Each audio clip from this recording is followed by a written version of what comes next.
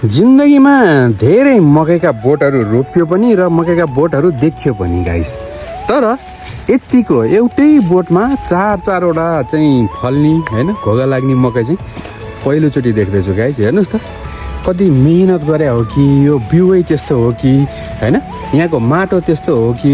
अब माटो त्यस्तो भनौँ भने हाम्रो सँगै रोपेका मकैहरू भनेको चाहिँ एउटा बोटा एउटा सिक्रिक्का बोट हो नि, त्यसपछि एउटा मात्र घोगा लाग्ने क्या, त्यही पनि राम्रो नफल्ने। तर यो बोट हेर्नुहोस् त, यो बोट सबै बोटमा चारवटा घोगा, कसैमा 3टा कसैमा 4वटा। यसमा त एउटा 2टा 3 6वटा घोगा लागेको छ। ल हेर्नुहोस् त गाइस, तपाईँलाई म जुम पनि गरेर देखाइदिन्छु। ल 6वटा घोगामा कमसेकम पनि त्यो 6वटै खानु हुने खालको छ। ल अब अरूमा भनेको तपाईँको मिनिमम 3टा होइन, नत्र 4वटा 5वटा सबैमा घोगा लागेको छ गाइस। ल हेर्नुहोस्, अब के भन्न चाहनुहुन्छ यो मकैको बारेमा, के भन्न चाहनुहुन्छ? यो बिउै त्यस्तो हो कि अथवा चाहिँ माटो मल जल होइन सबै कुरो मिलेर त्यस्तो भयो हो कि?